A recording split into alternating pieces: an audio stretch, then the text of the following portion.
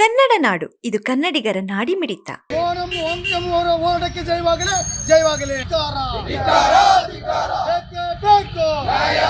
ಆತ್ಮಹತ್ಯೆ ಮಾಡಿಕೊಂಡ ವಿದ್ಯಾರ್ಥಿಗಳ ಪರಿಹಾರ ಕೊಡಲೇಬೇಕು, ಕೊಡಲೇಬೇಕು. ದೆಹಲಿಯ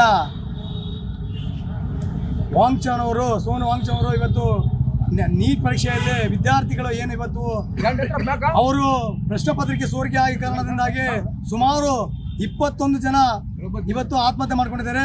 ಅಂತ ಕುಟುಂಬದ ಪರವಾಗಿ ಇವತ್ತು ಏನು ನಮ್ಮ ಸೋನಂ ವಾಂಗ್ಚಾನ್ ಅವರು ಪರಿಸರವಾದಿಗಳು ಅವರು ಈ ಎಲ್ಲ ವಿದ್ಯಾರ್ಥಿಗಳ ಪರವಾಗಿ ಏನು ಅವರಿಗೆ ಒಂದು ನ್ಯಾಯಯುತವಾಗಿ ಅವರ ಕುಟುಂಬಕ್ಕೆ ಸಂತಾನ ಹೇಳಿದೆ. ಅಲ್ಲಿರ್ತಕ್ಕಂಥ ವಿದ್ಯಾಸಂಸ್ಥೆಗಿರ್ತಕ್ಕಂಥ ಮಂತ್ರಿಗಳಾಗಿರ್ತಕ್ಕಂಥವರು ಇವತ್ತವರೆಗೆ ಅವರ ಮಂತ್ರಿ ಪದವಿಗೆ ಪಂಚಾಯತ್ಗೆ ಬಂದರೂ ಕೂಡ ಅವರು ಇವತ್ತು ರಾಜೀನಾಮೆ ಮಾಡಿದೆ. ಇವತ್ತು ಏನು ಈ ವಿದ್ಯಾರ್ಥಿಗಳಿಗೆ ಪರಿಹಾರ ಕೊಡ್ತೀವಿ ಅಂತೇಳಿ ಇವತ್ತವರೆಗೆ ಪರಿಹಾರ ಕೊಡ್ತಕ್ಕಂಥ ವ್ಯವಸ್ಥೆ ಇವತ್ತು ಈ ಸರ್ಕಾರ ಮಾಡ್ತದೆ, ಈ ಕೇಂದ್ರ ಸರ್ಕಾರ. ಯಾಕಂದರೆ ಹಲವಾರು ವಿದ್ಯಾರ್ಥಿಗಳು ಕಷ್ಟ ಬಿದ್ದು ಓದಿ ಕಷ್ಟ ಬಿದ್ದಿರ್ತಕ್ಕಂಥ ಸಂದರ್ಭದಲ್ಲಿ ಈ ಪ್ರಶ್ನೆ ಪತ್ರಿಕೆ ಸೋರಿಕೆ ಆಗಿರ್ತಕ್ಕಂಥ ಖಂಡಿಸಿ ಆ ವಿದ್ಯಾರ್ಥಿಗಳು ಇವತ್ತು ಏನು ಆತ್ಮಹತ್ಯೆ ಮಾಡ್ಕೊಂಡಿದ್ದಾರೆ. ಅಂತ ಕುಟುಂಬಗಳಿಗೆ ಇವತ್ತಿವರೆಗೂ ಸಂತಾನ ಕೂಡ ಹೇಳಿಲ್ಲ.